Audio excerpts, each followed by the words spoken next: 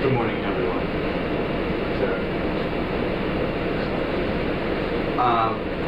Children get left behind on their bus about once in every 2 weeks. Just this past week, a mom and dad from RL Norton Elementary School were frantic due to their 5-year-old son being left behind by their school bus over 3 times. But somebody told the bus to go. And we work an hour away from here, so there's no way we can make it to this school on time. This is the 3rd time. The 3rd time. What are we supposed to do? This was the 3rd time that their child was left at the bus, leaving the child unknowingly in the world,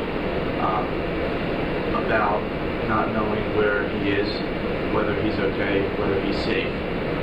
If only there was a system that could ensure their son's safety.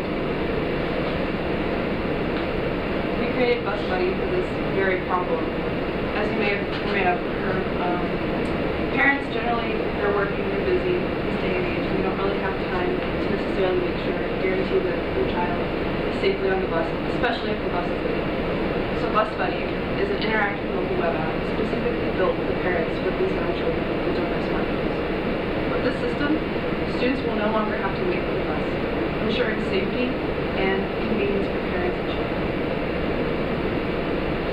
So before we really dive into the technology, just to go over the process, I'm sure you're all very aware of it right now. So it first starts out with the bus driver initializing the journey once he starts his bus route. Once he starts it, parents are notified, letting them know that the bus is on its way. Once the bus reaches their designated stop, the child will then board the bus and they're scanned, letting the parent know again that they have boarded the bus safely. The bus will continue its journey until it reaches the school. Until then, the parents will be notified that the child has then arrived safely. So, just to introduce ourselves, I'm Mike Carbone. I'm the project manager / developer. I'm Sarah. I'm the lead UI UX designer and distributor. I'm Young B. I'm the lead developer as well as the UI. My name is Craig Melendez. I'm the content manager / UX designer. So before we wanted to build anything, we of course wanted to survey the parents and the bus drivers since we were designing specifically for their needs. So last term, we surveyed the parents, and to give a quick summary of that, we found that the participants were within the age of 20 and 45, and they generally had around 1 to 3 children. And the children ranged from age 6 to 16, all used smartphones regularly, but generally didn't own them. And then when it came to bus drivers, the majority of them have used smartphones, but they generally were not allowed to use their smartphones, their personal smartphones, while driving due to concerns of safety and texting while driving, of course. And 81% drove the same route every day, which was helpful for us because we wanted to make sure that it was consistent and convenient for the parent every single time. Additionally, 37% of drivers access their phone for mobile GPS services on their route, and the rest expressed some interest in wanting to actually have access to GPS systems for their own convenience. So part of our success criteria was having 2 different UIs. One being the parent UI as well as the bus driver UI. Last term we sent out survey results to find our key target audience for our parent UI. We found that the majority of the parents that were going to be designing for had kids in between the years of 5 and 13 years old. They had their kids had limited smartphone access, as well as the parents worked full-day jobs. Fast forward to this term, we sent out a survey specifically to bus drivers to sort of indicate and see what they would like to see represented in the UI, things like that. So we're able to cater to them, of course. And we found that during the route they have obviously very limited smartphone access. Drivers really don't want to be inconvenienced whatsoever. They want to be as efficient as possible. And their key values is, of course, safety, reassurance, and then thirdly, convenience. So So once we established our target demographic, we wanted to be able to create styles that coincided with the age range and the connections that they have to school. So based on survey results that we did, we figured out the way in which the colors and fonts and the general type of aesthetic that is associated with schools. And because we want to have a close connection with schools, we want to sort of establish that BusBuddy is a part of the everyday school adventure of getting up, getting ready, going to school, and then returning using BusBuddy. So we wanted to make it seem like it's integrated throughout the school experience. So through this, we are heavily using primary colors, specifically our signature blue and yellow. And we wanted to create sort of an inviting, friendly, and make it seem like there's a very low barrier for entry with a very simplified, bare bones UI with just really friendly verbiage.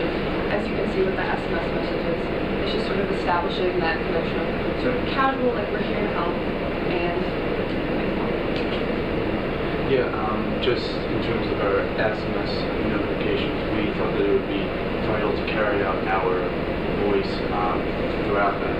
And our voice, we wanted to make sure that we were reassuring, kind, and empathetic, and overall, we wanted to, like I said, comforting, safety, and reassurance was key entities in which we wanted to bring out throughout our style. So in regards to the creation of our UI, as you can see, we started from pencil and paper, and we certainly upgraded the UI. So I first want to draw your attention to the team drawings. Of course, that's where all of us have started out with drawings, and we were inspired by actually the Domino's delivery app. The way in which it progresses with preparing your pizza, so you can see that represented on the drawing, and then we later evolved that into sort of a Subway style like channel. But then, as you can see through our evolutions, the top right is our first digital wireframe, and then the bottom left are sort of getting the flow in mind. We eventually sort of landed on the current design that we have because we just really wanted to make it as simple as possible without any like misunderstandings in terms of how to use it, because we really want to make sure that this is meant for children and safety, and being simple with reassured, that's really cool. And then I also want to mention that the bottom right is actually the bus driver UI. And something that a hurdle that we came across this term was actually being able to reach out to the ever-elusive bus drivers, because they're not really within our own channels. We reached out to them to the various bus depots, but we ended up staying with this mid-fidelity prototype because we felt that anything high fidelity wouldn't necessarily be true to our data. So I think this is a good representation of the general feel and look of what the bus drivers were looking for. And once the route was initialized, it would just be a full map page that would do this. So now we can get into a quick demo to show you all the system we built. So after about 6 months of development, we've developed this demo, a simulation. Just to be clear, this isn't animation, no prototype. This is like actually built out, HTML CSS, working with our back end and the whole system coming together. So I'll just take you through it, and I'm going to kind of narrate what's happening. So first, the parent gets a text from BusBuddy saying the bus has left and is coming for the child. So we send, this is part of our language style guide, and we have a link here to the dashboard. This is our splash screen developed by Craig. We're going to sign in really quickly. It's all user-based, so this is, depending on the user session, it's going to dynamically generate the interface here. It's pulling all this data from the back end, and we can see the bus is on its way. So real quick, we're going to take a look at the map view. Right now it's calibrating the bus's position based off of the coordinates. Again, this isn't an animation, this isn't pre-done, this is actually live coding. We're using simulated GPS data.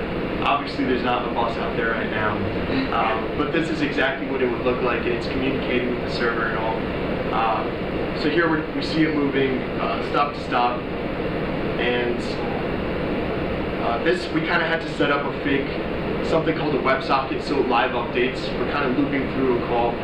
It's not the correct way to do it, but we made it work, and we think it came out pretty cool. So back to the interface here.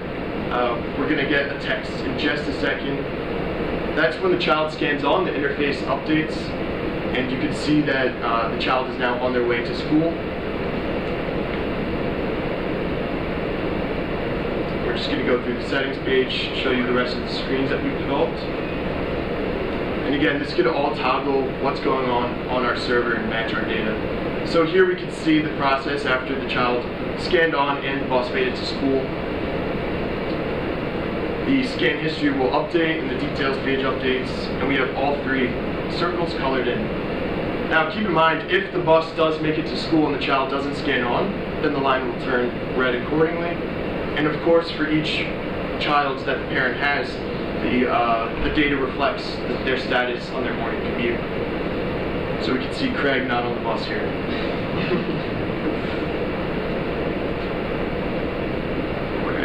So now we're going to talk a little bit about development and creating this whole system. It was kind of crazy. It was really kind of new territory for us. We're using a bunch of technologies that we've never used before. So figuring this out was kind of crazy. So just to explain what you're looking at here, this file on the left is the server file. This is pretty much the heart of the project.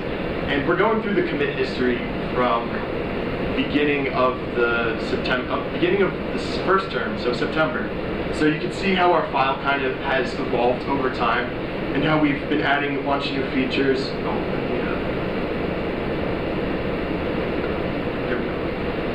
And we have a bunch of new features being added on. And on the right, you can see the dashboard file, which is pretty much the main component for our interface. Pretty much that main screen you see. So that's what's kind of driving the whole thing. And you can see it, again, evolving over time. That's a React file, by the way. And it has come a long way. A lot of features. That's where most of our complexity is. And to get a little bit more into the architecture and like the system of what's happening here. So again, we have our onboard devices, which is the Raspberry Pi, the RFID, and the GPS. We're going to talk a little bit more about that later. That all communicates unidirectionally to the server, where it'll send GPS data and RFID data. And from there, it'll update the database, or if the action requires it, it'll send an SMS notification. And then from there, the client will have a live updating interface based off of all of the data that's kind of being played with here. And again, we're using the MERN stack, which is pretty much Mongo, Express, Node, and React to put this all together. These are all new things that we've learned. And of course, the Raspberry Pi, which we'll get into here. So what about the hardware? What about the Raspberry Pi? For this project, we spent like a lot of time in figuring out the hardware working, things like learning Python, which is really going on the Raspberry Pi, as well as install those modules, like trying to, it's like a build up another computer on the box, like to collecting the data and like using the access back and like build up the connection to the front. So it's right here, and I put it up there because I don't see. Okay, so that's what we have. Wi-Fi module is like under the GPS. GPS is kind of big. That one's GPS module, and also the MiFi wireless router, which is same like the hotspot, the mobile hotspot, so we can connect there to the Wi-Fi. And the power cable, and we also have another option for the battery for the power, which we use like a portable battery. You can just simply like put a battery into it, plug it into the breadboard. And we have the breadboard, with the breadboard is a circuit where we can opt to, and then to the RFID scanner, which is where everything started. Talk about the GPS module first. That was like, it's actually since we're not gonna really show it because it's not us, it's like really outside right now. We use the fake JSON, like the dummy JSON file, which is the same way it's only used to user story. But GPS still work. As you can see, it's like refresh every 1 second. That's like the terminal. I took the screenshot from the Raspberry Pi. So it's like refresh every 1 second. The information will get there. I mean, you'll get a lot like not only the longitude and latitude, you can only get the speed. Something like that. It's really cool stuff, but we just needed that one to electric.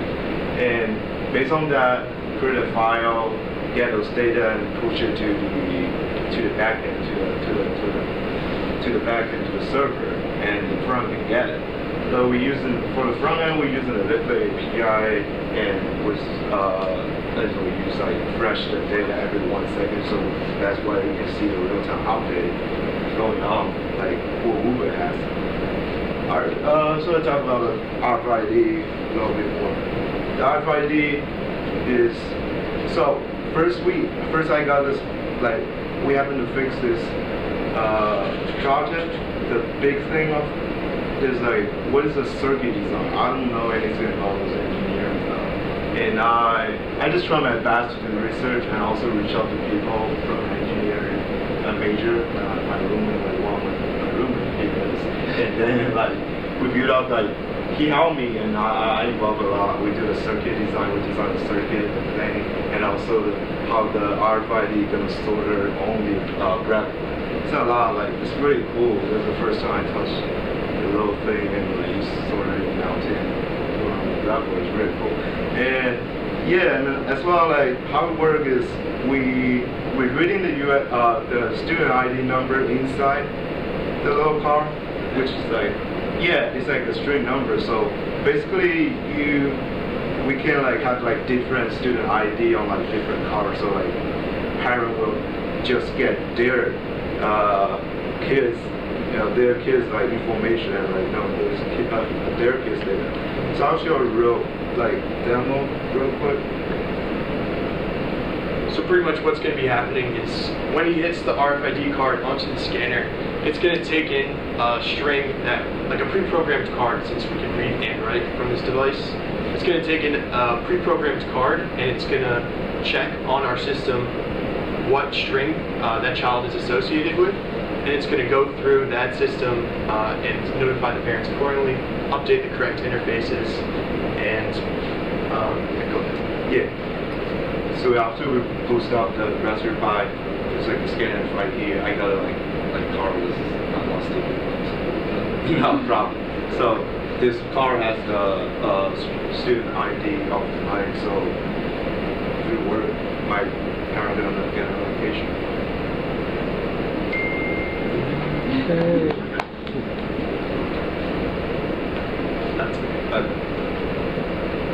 So, in conclusion, after 6 months of development, being told building it was impossible and that we shouldn't focus on it, it works, and we did it. It was a really difficult challenge for us, but we figured it out. That being said, we will not be continuing development from this point forward because we feel like we've met our goals. We've learned a lot, and we also made a lot of mistakes. So I'm going to kind of borrow Thomas Edison's famous quote. We learned about a million ways not to build BusBuddy throughout this process. But we also learned one way that does work, and it came together to be an awesome project that I think all four of us are really proud of. Thank you. Thank you.